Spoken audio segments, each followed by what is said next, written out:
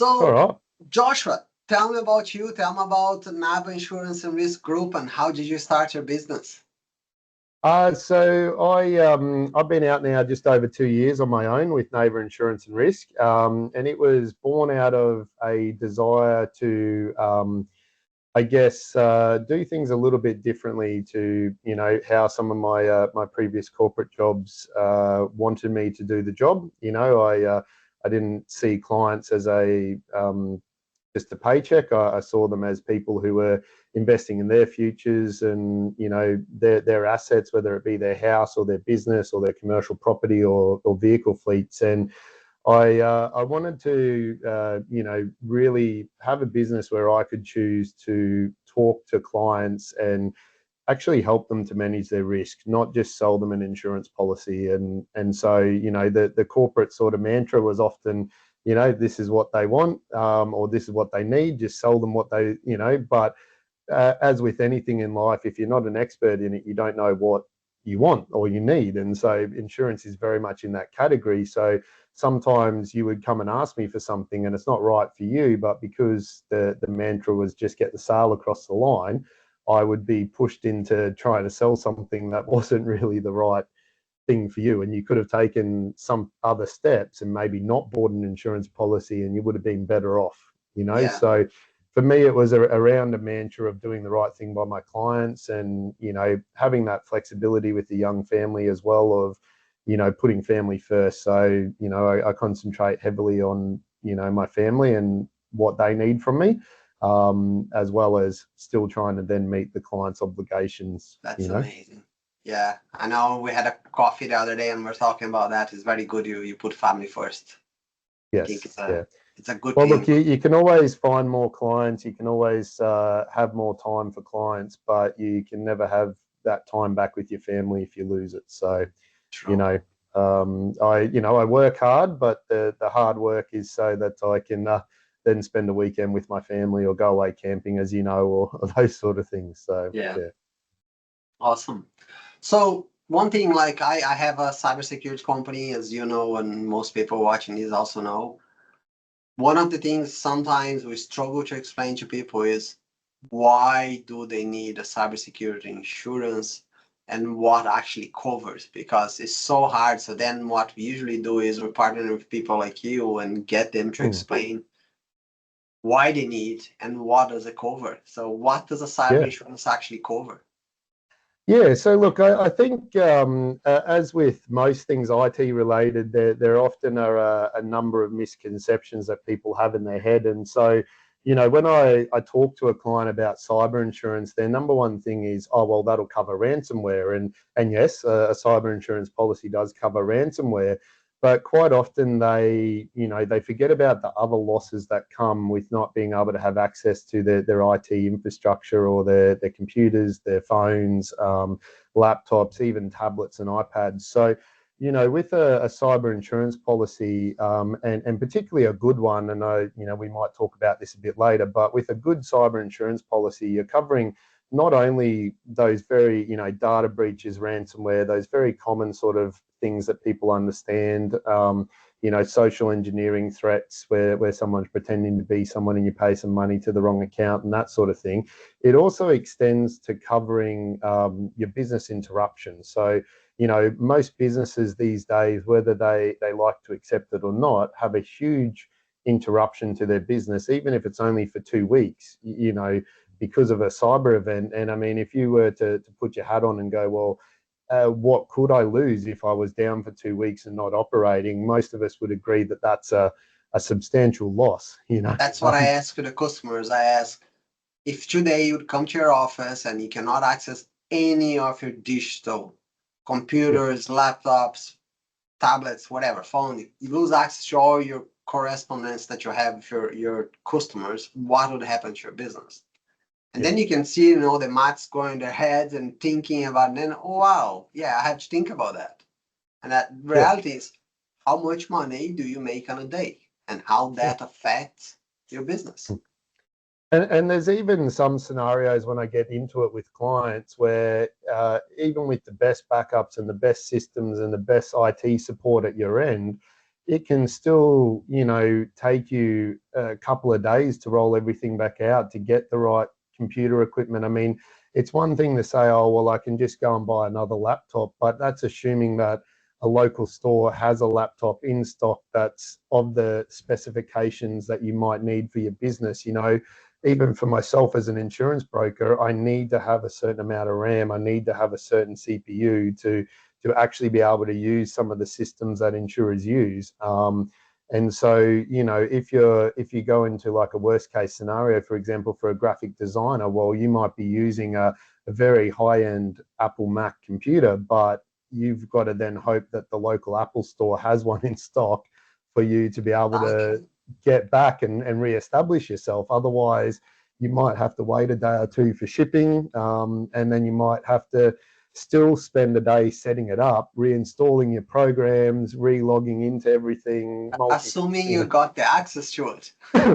And that's assuming, you know, on the best case scenario, you've got those backups, you've got those processes, you still have access to those systems. And so, you know, the conversation I have with clients around cyber insurance is that the biggest loss outside of a ransomware or data breach scenario is really going to sit in that interruption to your business and how long it takes you to get back fully functioning. Because keeping in mind too, even once you set some systems up, you might reduce your loss by 10 minutes, you're like half, you know, 10% of what you've lost, but it might take another couple of days to be back to 100% fully operational. So, you know, even though you've got the computer back that day, you're then going to still have other headaches and other problems and other issues. And, you know, I was actually just on a call on Friday with a client in the UK who had their credit card cloned.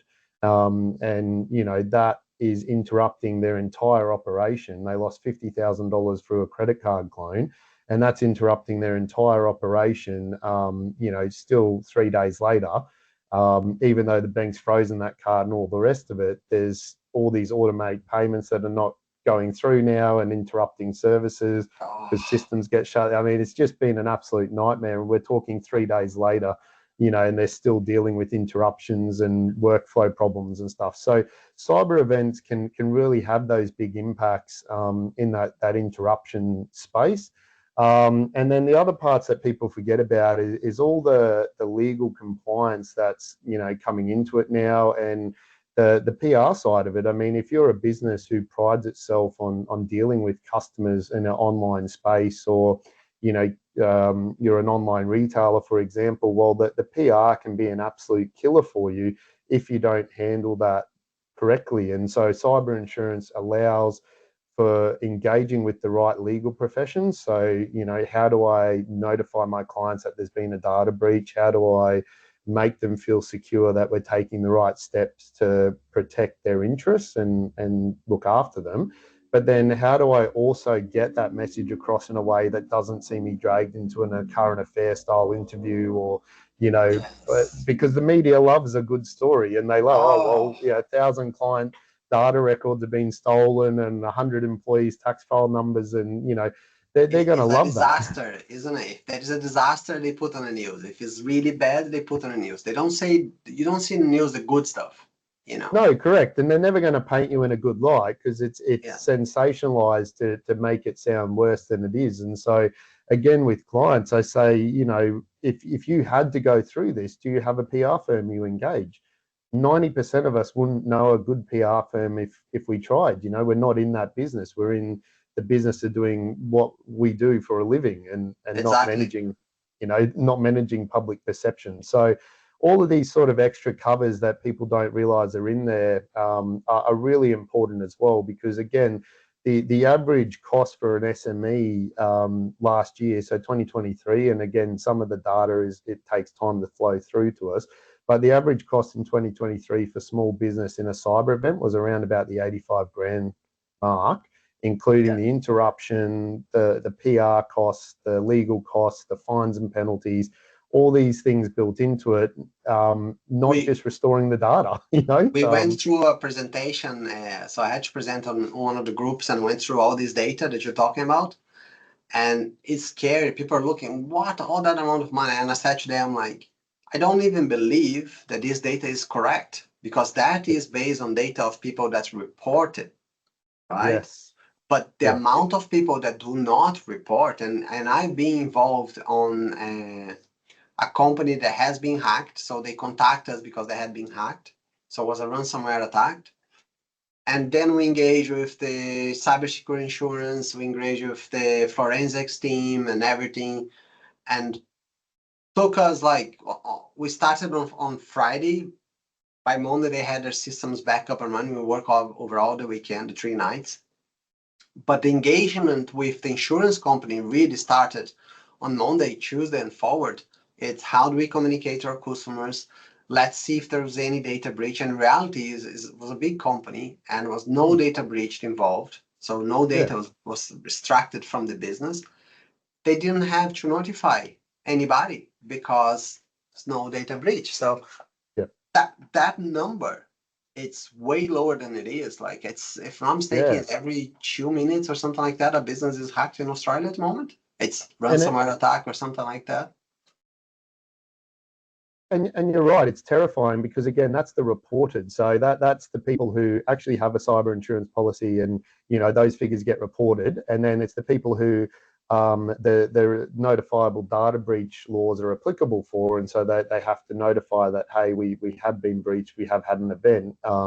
And so how many people, I mean, the part that terrifies me and what I say to clients is you often don't know if you've actually had a breach, because most of these guys are very smart and they'll breach you today, but you might not know for 2 years that they're in your system and they're doing things. And you know, you might not notice the economic impact, or you might not notice that, you know, they might not actually do anything malicious for 2 years or longer, you know, because they're very patient. They just wait for the right opportunity. And so all the cases terrifying. that I have been involved with, they had gained access to the system at least a week before. Yeah. And they got access to their banking, they made transfers, and then the encryption, when there's a ransomware attack, doesn't happen on Monday or on a Tuesday. It's always Friday and the end of the day. You know, 4 o'clock, 5 o'clock. Yeah. Then they stay there. They see if you have backups. If you have backups, they try to compromise your backups as well. They don't go there randomly, push a button and encrypt it. They're looking at what you're doing, and exactly what you said. People are not even aware they're in the system. Yes. Talking about that, you mentioned before about the cover. So you're saying if a business has a specific type of cybersecurity insurance and they make a transfer to the wrong account, someone compromised that's also covered on your policy? Yeah, so again, it sort of depends on the insurer. And I mean, that's part of why, you know, talking to an insurance broker is so relevant, because you want to work out what do you actually need, you know. And some businesses can transfer, you know, significant amounts of money on a very regular basis that, you know, go to multiple different companies. And so that social engineering fraud can be a very big risk for certain companies. And you know, there's a lot of things you want to get right before you have a cyber insurance policy. And you know, that's where, you know, engagement with the right people and, you know, having a basic understanding of the really helpful. But, you know, that social engineering, funds transfer, fraud is on the rise. I mean, it's the easiest way for someone to steal some money from you is to have you purposely and knowingly transfer them, you know, $10,000. It's very simple, very easy if they can convince you to do it, or they can change, you know, in some instances we see they change a PDF document, and so you're not even aware until the company chases you for the money that you paid it to the wrong account, because you've just looked at a document that you've received on an email and thought it's right. But somewhere in the process, you know, they've altered that BSB and account number to be different. And often until the debtors process followed a month later or 2 months later, it's not known. And then it's too late. The money's been moved to a Jamaican bank account or something, and you know, no one can find it anymore. Too late. I'm seeing a lot of things happening with brokers, like mortgage brokers, real estate agents, because they don't really have a lot of security in place, and you'd expect most of them would. But usually it's one guy, 5 people max. Like when they're really big, they have 10 people working, and reality is they're too small for a business actually to want to have them as a client. Yeah. Because there's not volume in there. And then they suffer of that because they don't have access to high grade cybersecurity or even good instructions. But if they get someone like you that are helping them to scope what is the right cybersecurity insurance for them, that makes a whole difference, right?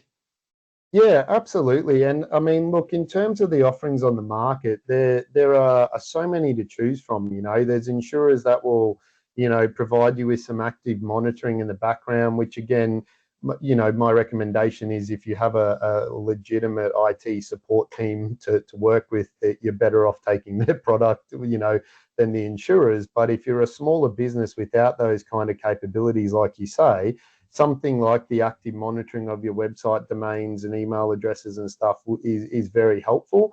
There's other insurers that will provide you with commercial grade antivirus software that's of at least a reasonably minimal level that, you know, you're going to be better protected than if you had nothing, you know. And again, you can get better solutions in those space if you engage with the right people. But, you know, as we discussed the other day, to get that, you've got to be at a certain size to afford that level of capacity with most IT providers and most MSPs. And, you know, I love the product that you mentioned that day, you know, aimed at the smaller businesses, because it does give you an affordable option to actually focus on trying to get some of these basic things right. You know, and then there's insurers out there that will, you know, there's insurers that will give you training. You know, they'll provide training for your employees. I mean, the number one stat that we see consistently coming out from cyber insurers is that the most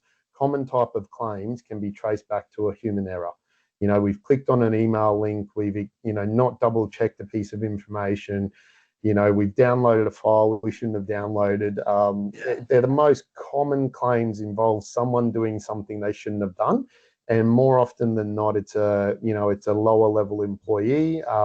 Although in some cases it can be higher level employees. Yeah, but I know what you're saying exactly like that. We notice a lot on our customer base is that employee that doesn't have so much of it's even hard to say that an important is not someone on a C-level, let's say, but it's someone that is doing their work that's important for the business, but they're so busy trying to catch up with work, and then they just click and boom, compromise. That's why we do a lot of training.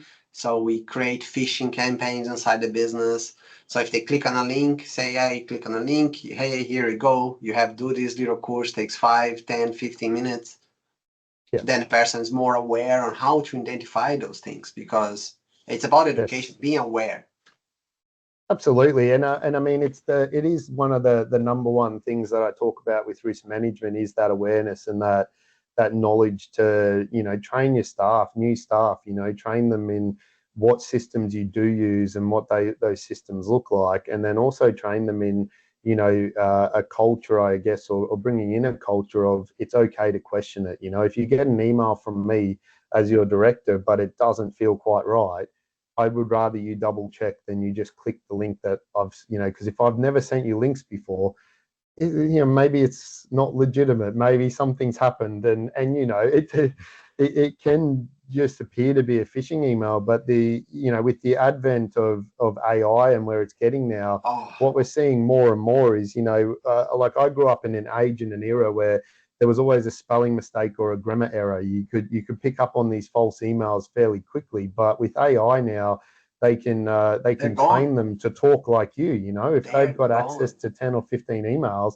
they can train it to talk like you in an email and then send it. And it could, for all intents and purposes, look very similar to something I would send. You know, have you seen the last case where someone got a footage of a CEO talking, like, for example, me and you talking, having this conversation? Yeah.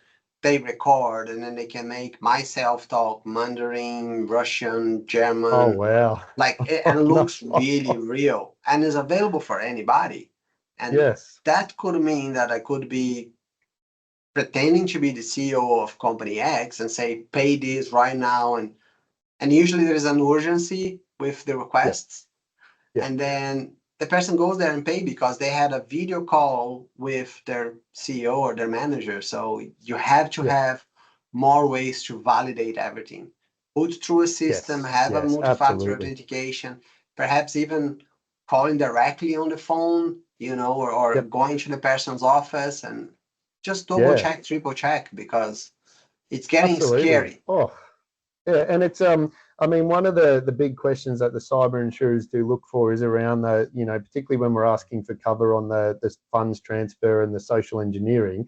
One of the big questions that they're asking now is around that dual authentication. So do you have a process where it has to be signed off by multiple people, and there has to be a double check of the information through the whole process? And, I can tell you right now that as a small business owner, it seems tiresome, and it seems annoying, and it seems frustrating, because something that should take 5 minutes is now going to take 10 or 15.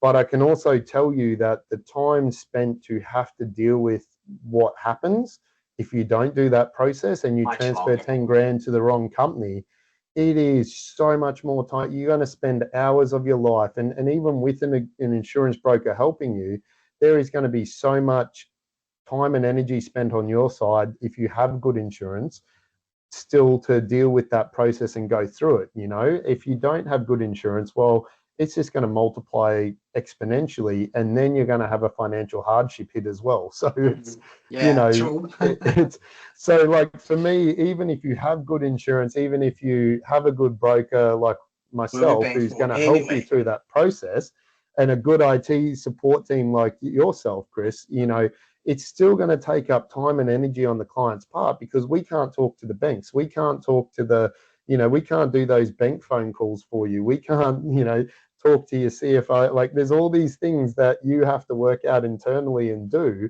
that are still part of the process, unfortunately, when a claim happens. And so, prevention is worth an ounce of cure, or whatever you want to call it. Prevention's better than the cure.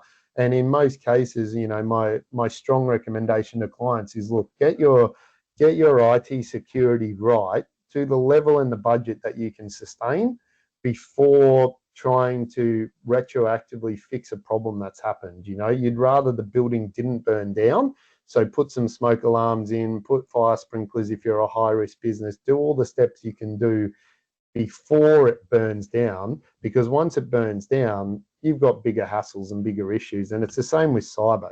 People just forget that cyber has ways to secure yourself and look after yourself and prevent these things happening, or at least make it harder for a person to want to get into your system. If you can throw up roadblocks and speed bumps, you're gonna find yourself less likely to be targeted than companies that just have an open door. True. Do you think that's a mindset problem? I ask that because the way I see is, way back, I'm old as hell. So when I started working in IT, the IT department was seen by the business as a cost. Those guys are always consuming money. And I see that mentality has changed. People see that if you don't have a solid IT on your business, you're not going to succeed.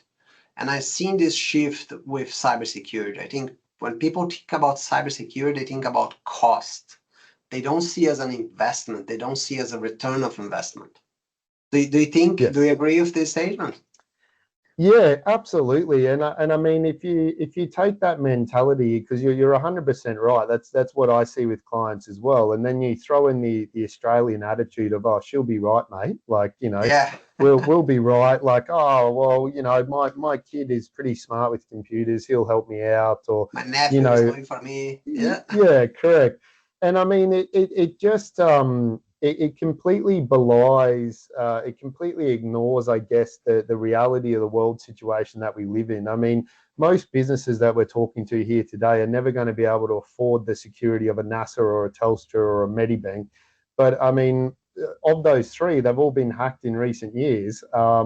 And the reality of the situation is that if someone thinks you have something valuable, which, let's face it, our data is valuable. We've all got valuable most data. valuable thing out there. Someone is going to want to hack us or breach us at some point, and it's just going to happen no matter what we do. And so the reality of life is that you need to find a solution that works for your budget. You need to find a solution that works for you as a company, but you need to do something. You can't stick your head in the sand and pretend like it's never going to happen, because it will, you know. And we talked about those reportable breaches. I mean, the reality is I seen a stat that was, you know, a best estimate that they could do.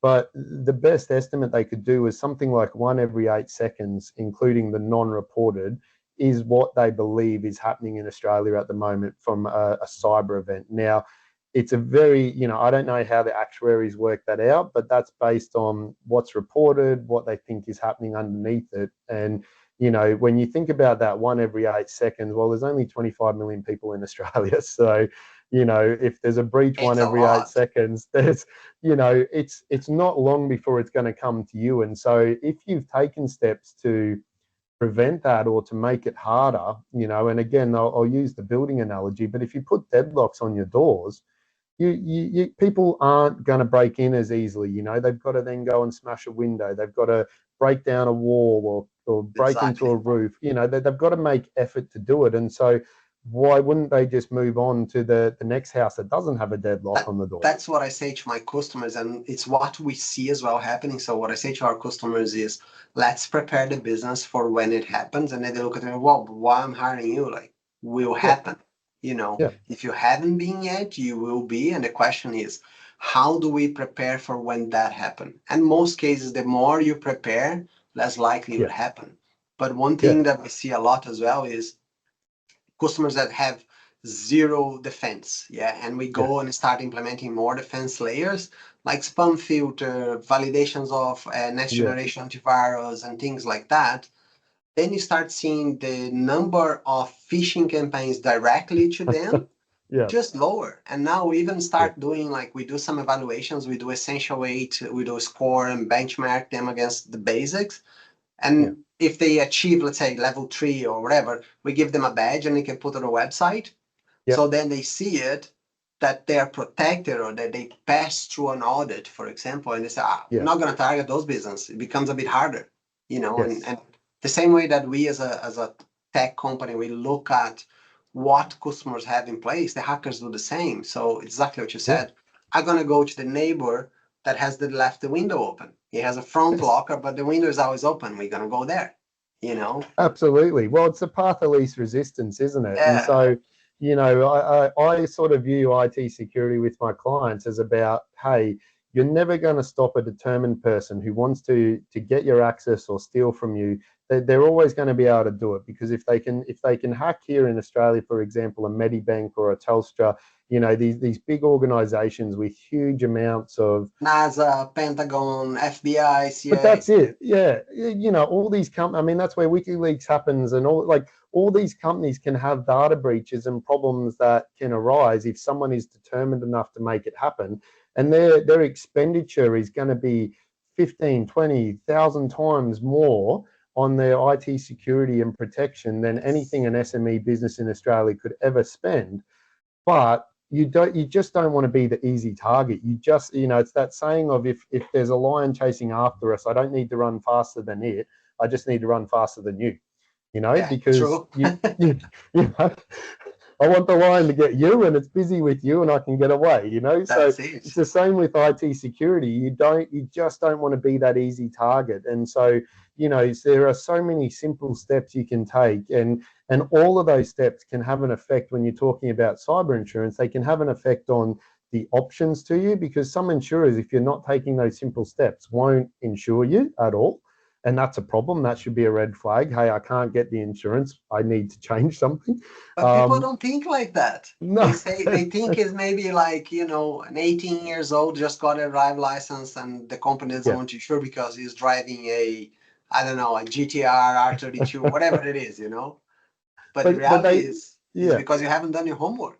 Yes, absolutely. And then, you know, the other thing is that it can do for you is it can reduce your premium. I mean, there are some very simple steps that, you know, if you've engaged even with a very basic level MSP, those steps alone would reduce your price, and it might be a 10 or a 20% savings, but, you know, you would rather that in your pocket than the insurers, and they're for steps that you should already be taking. Again, you know, very simple processes. So do you see people that go for ISO 27001 certification, for example, they get cheaper insurance because they have those certifications in place? Well, absolutely. Like what we sort of see happening is that, you know, a client who is with a decent IT provider who is looking after them properly, you know, they have the backups. They have the backups are encrypted and are stored, you know, in a separate Different area cloud, that's not different location. accessible, and Yeah. you know, and that they have all of these processes, and so one of the, you know, one of the big I guess, objections I get from clients is they go, I have an MSP, but why do I need cyber insurance? But the problem with that is that to be an MSP in Australia, there is no minimum standard. You know, there's Oh, no, don't get me I could go and started. be an MSP tomorrow, you know, and so one of the things I say to clients is I say, I don't know if you realize this. It's not like a doctor where you have to have a doctor's qualification to be a doctor. You can't trade or practice, you know, without medical licensing. MSPs don't need anything. So I could just go tomorrow and decide I want to be an MSP and I want to help you manage your infrastructure, but I have no knowledge. I have no formal training. I just, you know, have played with computers since I was born, and that's it. That's my only qualification to call myself an MSP and sell this service. And so Not only that, what we see as well a lot is the MSPs now are becoming a cybersecurity MSPs, like what we oh do, yeah, and they have zero experience. correct. And we had even created an ebook that helps you just copy and paste. There's a set of questions, copy and paste, and you send to your MSP and you get the response back. So you can analyze what the response should be, and you can forward to us, or you can just keep to yourself. But is Yeah, how often is my backup done? yeah, Have you tested my backup? Is your backup being tested in the last 3 months? You know, yeah, do I have MFA enabled in all the accounts? What's my Microsoft or my security score? Like yeah, basic questions, because IT is a big black box still, I think. yeah, And people say, oh, I pay those guys because I don't understand that. So I'm assuming yes, they're doing the right job. It's like bring your car to a mechanic. So you assume that the car yeah, gonna be a good job. And then you yeah. leave the mechanic, you get a road, and you know, And car the stop wheels fall working. off. Yeah, Yeah. yeah. So you But have to work with people that know what they're doing. yeah, and I mean, look, I think to answer your specific question around the ISO, you know, 27001, I think, like, for me, what that represents when we're talking about a cybersecurity expert or an MSP, you know, what it represents for me is it represents someone who's not only willing to go and actually make sure they're qualified, make sure they understand what they're doing is the right thing, you know, and they want to show that off by having that tick box. You know, they want to have that tick that says, hey, yes, we do actually know what we're talking about. We are actually qualified and relevant and can provide these services. It also says to me that you have someone with the right mindset who wants to protect your business as well. They're proactive. They're not just, hey, trust us because I'm a good guy. You know, you're not just resting on, I'm a nice person, you should trust me to protect your cybersecurity. You're Exactly. going, hey, we're nice people, you should trust us, all of this. But But also, here we've are gone to the qualifications. effort. Well, because, you know, it's not an easy process. It's not a simple No, tick and flick. no, It's very, we done that. We've been through that road. Can be daunting sometimes, but I think if you yeah, set your mind to it, it's achievable. And we thought we had our house in order, but it helped us to see some of the gaps we had, and we yes, fixed those gaps, you know, because nothing like being somewhere else and look at your own mess, right? yes, So if you have a yes, problem, you have a house, whatever you're doing, you bring someone else that has a different view. It's unbiased. They're gonna tell you exactly where your problems are. And yeah. that's why we decided to take the 27001 certification. Yeah, and it's so important, I think, because you want to be working with a professional who cares as much about their own process, their own betterment, particularly in this space, because it's always evolving. I mean, the biggest thing for me is that the threats when I first started selling cyber insurance are completely different to the threats now. And you know, I mentioned AI before, but the increase of AI issues and fake videos, like what you mentioned, I mean, that's phenomenal. What you mentioned there, you know, the landscape is evolving so quickly and so fast that how do you keep up with it if you're not bettering yourself? How do you keep up with it if you're not making sure you're still at the top end of that market and that certification and that process? Like I said, again, any person can walk off the road and start an MSP, a security provider, you know, say, hey, I'm a, you know, security expert, and really all they're doing is installing a very basic level commercial grade antivirus software. They're not looking at, you know, is it an endpoint, you know, resolution, like, you know, what it, like, you know, exactly. there's all these other aspects where, again, you know, and you hit on it, even some of the MSPs are transitioning into these cybersecurity experts, but there's a gulf of difference between someone who specializes in cybersecurity and someone who can help you set up your local computer network or something, you know. And do you see a lot of that when you're scoping insurance for this business? Do you see, oh, we already have these guys, and then when you ask the right questions, do you see a lot of gaps? Oh, it can become very evident very quickly. And I mean, some of the simple questions like, you know, you know, when you do a backup, is it encrypted at rest? And you just get a response from the IT guy going, "No, sorry, like we don't think so. We don't know. It's just backed up. Yeah, we're not sure." And you go, like, you should know, like, this is the client's trusting you, you know, to understand this. And so the fact that you don't know is a real problem. And, you know, even for clients, they go, well, hey, if my MSP stuff's up, I'll just pursue them for the cost of it. But they might not be adequately insured. They might not have any money. I mean, it's such a minefield. And so when you work with, when you start working through the question sets that the insurers ask, it does become very evident sometimes to me that the clients are not working with someone who is right for their level. And, you know, sometimes there is an IT person like you know, the one that makes me laugh, and it's no offense to them because they provide a very valuable service, but, you know, the dialer geek where they come out and they just will, you know, update your computer and whatever, or fix something. That's fantastic, but they're very reactive, you know. So if your whole IT infrastructure is based on, I'll just ring this person, he'll come out and he'll make my Outlook work again, that's not what you need. It's not, you know, it's not actually proactive. It's not, you know, he's not going to give you advice that you should maybe install a better antivirus software, or maybe you should have automatic updates on your Windows updates section of your, you know, computer or whatever. You know, they may not even look at things like BitLocker encryption on your computer and all those protections that, I mean, basics, again, are right? just For us, basic, simple basics, but people are not even looking at that. Yeah. And so, yeah, those ones crack me up. And let me ask something else. How do I find what type of cover, what limits do I need as a business?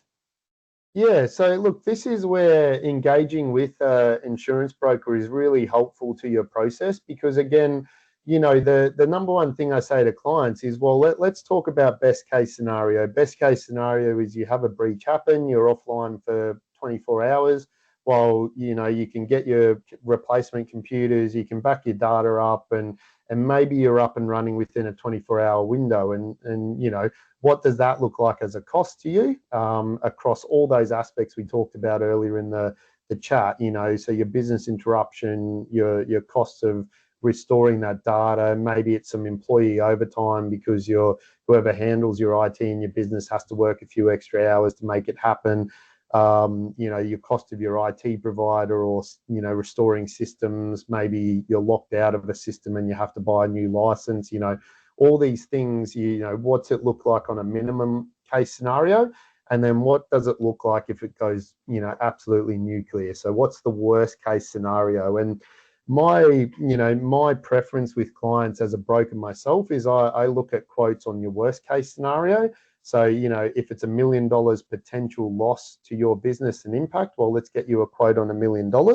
And then let's get you a quote on something that you think, hey, 250,000 might be a survivable limit, or $500,000 might be, you know, that's probably the average type of scenario that could go wrong and I could survive.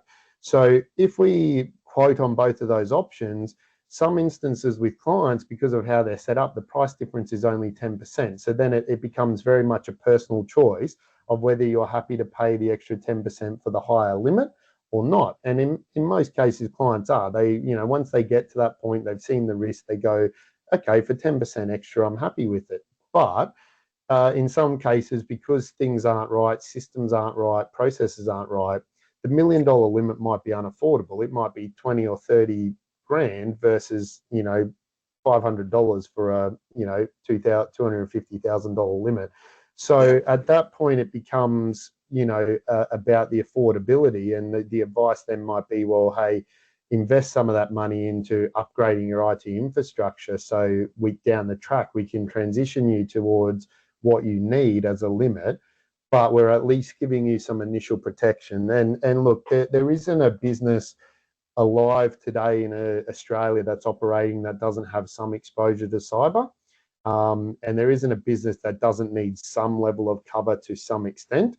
It's just what you can afford in your budget to what you need. Because again, in a perfect world, you'd love to take the limit that you need. You'd love to take, you know, a $10 million limit, but it just might not be a viable option for what you do and the security you have in place to take that kind of limit. So, you know, we work that out. We work with you to find that, and then, you know, move it back. But it's looking at all those loss risks I mentioned before.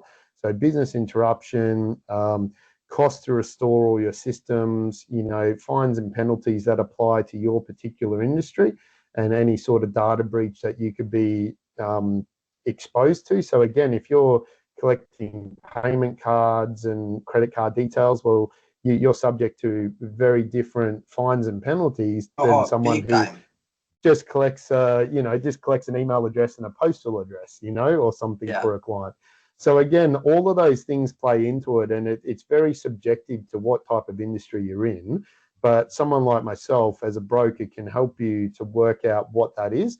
And quite often that is in conjunction with someone like yourself. I will say, hey, go and talk to your cybersecurity guys and find out what do they think is worst case. You know, that they've implemented a program to your budget and what you can afford, but that program is going to have limitations, because again, we can't afford NSA level security on our systems. We're an SME business. So that those limitations might be that it's going to take 3 days to restore the backup. Well, you know that in a very basic ransomware event, you've got 3 days before you can be fully operational again as a business, because your backup's going to take that long to restore. So best case, 3 days of interruption. If you're an online business and your sales are 10 to 20 grand a day, that's a fairly sizable interruption to be offline for 3 days, you know? So all of those things factor into it, and it is very much a partnership in most cases between myself and asking questions that the IT provider can give us some feedback on. You know, because again, I reference things too, like the machine being available. You know, most clients just go, oh, I can go and just buy another one. But again, if it's going to take a week to do that, and you know, it's going to take a week for it to arrive, which your IT guys can give you some better idea on, because they know what's happening. I mean, COVID, we saw massive delays in parts and computer bits. You couldn't get a desk to work in your office at home. And that's the problem, like you just couldn't get it, you know, and your IT provider will know that. You know, your cybersecurity guys are in that industry. They know what's happening with Microsoft and Apple, you know, being obviously two of the bigger providers of those systems. But, you know, even Dell and HP and Lenovo and all these guys, your IT guys are more likely to know if those products are going to be available or not available. And all of that can affect your limit, because again, if you're not going to be able to get what you need for a week or 2 weeks, well, that's 2 weeks of interruption. Even if it's only at 20% interruption to your business, we have to factor that into your limit. We have to factor that into what you're going to take out. Gotcha. And what do you see, like, why business don't get cyber insurance? What's the biggest objections you find? Why I don't need that. My stuff is on the cloud. So, I mean, look, the two biggest, I've already talked about, but I have an MSP, I have a cybersecurity provider. And I mean, we've talked about some of the issues with that. And to touch on them again, I mean, the biggest issues with that is, you know, well, hang on, who is your MSP or who is your cybersecurity provider? Are they qualified? Do they know what they're doing? Are they actually doing the right process? And then the second part of that is your budget. I mean, if you've only got 10 grand to spend on IT for the year, and that's the budget you can afford, you're going to get 10 grand of protection, versus if you've got 100 grand to spend, then that's a different proposition that your IT and MSP can provide. Cybersecurity insurance is, sits then after that. So, your MSP provider is just it's a proactive and reactionary process, but they can't stop everything. If you've only got a budget of 10 grand, then they just can't stop everything for 10 grand. It's just not physically possible to prevent every type of cyber incident that could occur. And so, the cybersecurity insurance then sits as the last stop after that. And then the other one that I get is it's in the cloud. So that's the biggest one. I mean, that one, the 1,000 times a day from clients about cyber insurance out here, it's in the cloud, we don't need it, everything's backed up. Amazon Web Services guarantees that our service will be back up, or Microsoft, OneDrive will protect us. They never read the fine print, isn't it?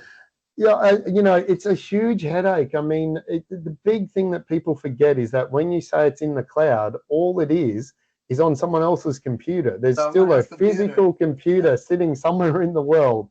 And people don't realize it's not necessarily sitting in Australia. It's not necessarily sitting somewhere in Sydney or Melbourne. It could be sitting in, Indonesia. It could be sitting in Thailand. It could be in China. It could be surprised by the amount of Microsoft tenancies that we get to review to make sure they have all the tick boxes and stuff like that for cyber insurance.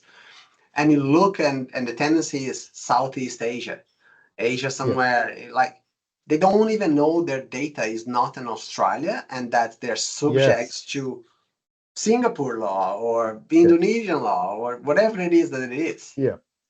And the big problem that businesses don't realize with that is that under the notifiable data breach scheme in Australia, the business who holds the data has a joint responsibility. So even though you've passed that on to a Microsoft OneDrive or a Amazon Web Services or some other cloud-based service, you're still responsible for that. You still face fines, penalties, breaches, costs, because you're the person who took the data. You're the person that put the data in that scenario, and you still are responsible for it. And most of those, like you mentioned about the fine print, I mean, it's amazing to me how many people don't understand the limit of liability that these guys put into their contracts. So they'll say, we're only responsible for X, and X is a very small number compared to what the ultimate loss, again, you refer back to like the average cyber claim for an SME was about 80 to 85,000 in 2023. I mean, the liability for Microsoft, Amazon, all these guys, Shopify, all of them, is very small compared to that 80 grand, It's zero. They say on their fine print, they say shared responsibility. Like if the data is there, you have to do a backup. That's it. Google had a case, I think, 2 years ago, where they lost from it was actually an insurance company, if I'm not mistaken. They lost like 4 months worth of emails. Well, it's your obligation to have a backup. But it's on cloud. Where's your additional backup? And I mean, that's the thing that people just, they go, I use everything in the cloud, but the problem is that they don't understand that the breach could happen locally on your computer, and then once it gets into your computer, they could access those cloud documents, they could access those client data. There is so many different ways. I mean, even for me as an insurance broker, we geo-lock our computers and systems. And so if I go overseas and I forget to update my IT team, all of a sudden I can't access anything.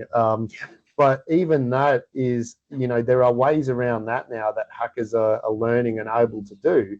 And I mean, that's a very, again, simple step for me, so that, if someone tries to log into my emails from, say, Thailand or somewhere, or Bali, it should lock them out, but if they find a way around that, if they find a way to spoof that adequately and all the rest of it, which I'm sure they're learning to do and able to do in some capacity, even such a protection as locking it to just operating on an Australian ISP and all the, IP address and all that, can still be circumvented, and that's terrifying, because everything I do is in the cloud, but I still have cyber insurance. I still have security help with But IT it's the cyber. layers, right? Cybersecurity Yeah. is like an onion. The more layers you put, the better.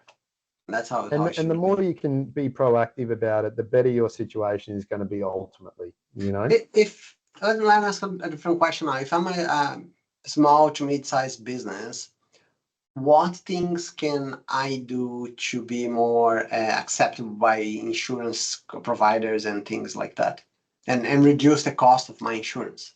Yeah. I mean, look, the number one thing that any client should really do is engage with a cybersecurity specialist or an IT firm. I mean, at the end of the day, we think we know, but we're specialists at what we do. In my case, I'm an insurance broker. I'm not a specialist in IT. I've had architecture firms where the architects are like, oh no, we're very smart. We run all our IT and stuff, but you're not keeping up with the forefront of what's happening in the market. And so the number one step you can have is have an MSP or an IT cybersecurity specialist sitting in your corner, doing some work for you in a budget realm that you can afford, obviously. But that's the number one step in implementing what they say. And generally speaking, they're going to recommend things like having multi-factor authentication, having backups that are actually encrypted and separate to your systems, so whether it's air-gapped or, whatever the process might be in your scenario and your affordability, all of those little steps that people see as pressure points or pains actually protect you more and reduce your risk. And to be perfectly honest, it's about long-term investment. So yes, it costs you more to do it right now. Yes, it costs you a license fee to have a commercial grade antivirus software year on year for each computer, and it's a cost center. It's just you're throwing money at it. Even a proper antivirus that is not, it's no longer called antivirus, but costs $15 a month. It's nothing. And you can have like state-of-art stuff that banks use today for $15 a month. I don't get why people don't use. Oh, I'm using Norton. I'm using McAfee. I've installed a home antivirus or something, and not realizing again the differences in the gulf of data around that. But those simple steps can help reduce your cost. But it's not just the initial premium; it's the long-term costs as well. I mean, when you weigh that up against the average claim of 80 to 85 grand, you've got to spend an IT spend for a very long time. You talk about $15. I mean, how long do you have to spend $15 on antivirus year on year to rack up to 80 grand? I mean, for such a simple step that could be the difference between someone just going, you know what, I'll move on to the next person because this one's a bit too hard. I've got to invest too much time, and hey, there's a window open over here I can just jump through. All of these little steps are so critical.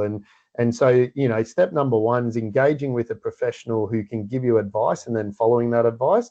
Step number two, if you don't want to do that process, is, making sure you have those simple things turned on. So every Microsoft and Google and all these accounts these days give you the option at setup to have multi-factor authentication. Or if you've set it up 10 years ago where it didn't have that and now you want to set it up, you can turn them on very easily. And so very easy. It's very, that's a minimum thing that you can do that will get you some reduction, that will get you a slightly better price with a cyber insurer just because you have a password, a multi-factor authentication. Password managers are a big one. That's, again, you can get LastPass for free. There's a couple of other really good ones in the market. But password managers are a huge one. Important. Very important. You talk about the antivirus software at $15. I mean, again, a LastPass subscription is very cheap, but you can also get a free version where it can generate a password for you, and it's not predictable, and it's not going to be your favorite pet's name with your date of birth or something that someone's going to get. I don't even know my passwords anymore. I don't know them because I use all generate, and I use a password manager, and I just copy and paste what I have to go with.